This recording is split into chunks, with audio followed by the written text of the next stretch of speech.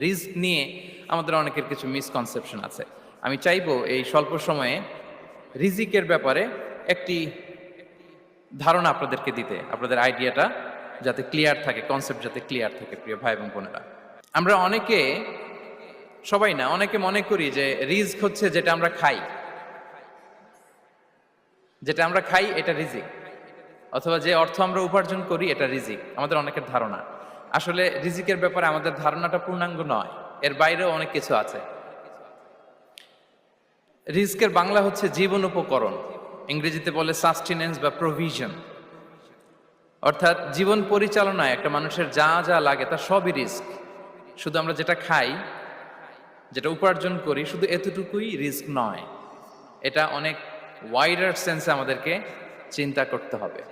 আমরা আমাদের পুরো জীবন জুড়ে যা পাই, যা খাই, যা অর্জন করি, যেটা লাভে ধন্য হই, সবটাই রিস্ক। আমরা অনেকে যে বুঝি যেটা আমরা খাই, যেটা উপার্জন করি এটা রিস্ক, এটা যে একেবারেই রিস্ক নয় সেটা নয়, তবে এটা আংশিক সত্য, এটাও রিস্ক।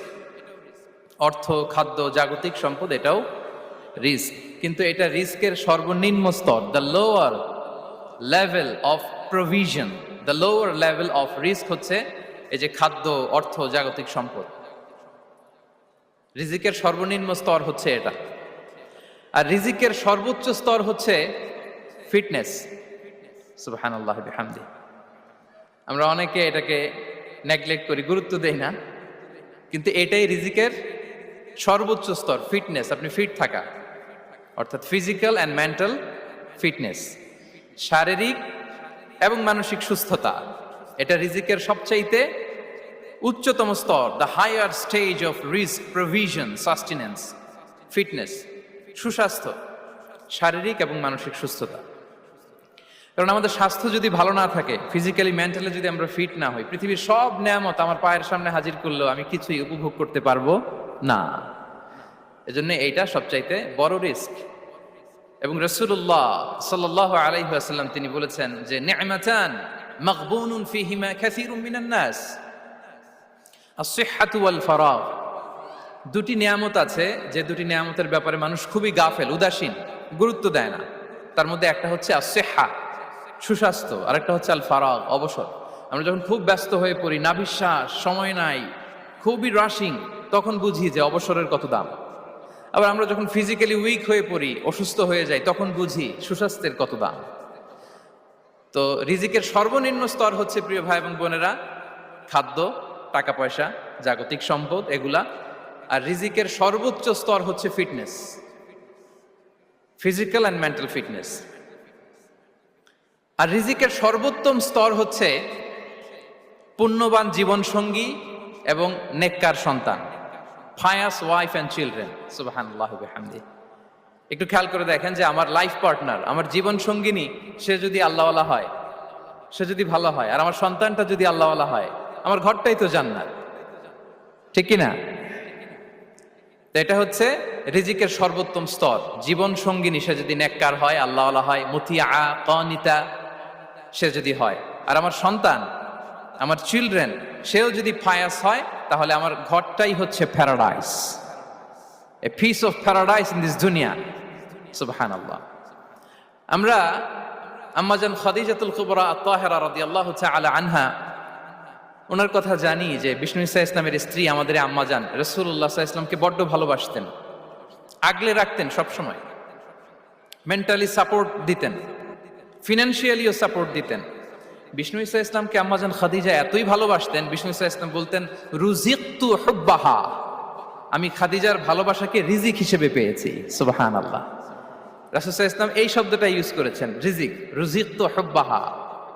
এবং তিনি দোয়া করার সময় বলতেন, আল্লাহ, কিয়ামতের সে বিভীষিকাময় দিনে, যেদিন বন্ধু বন্ধুকে চিনবে না, স্বামী স্ত্রীকে চিনবে না, বাবা সন্তানকে চিনবে না, পীর সাহেব মুরিদকে চিনবে না, নেতা কর্মীকে চিনবে না, ভাই বোনকে চিনবে না, সেই কঠিন মুহূর্তে আল্লাহ, আমি আমার খাদিজাকে যেন ভুলে না যাই।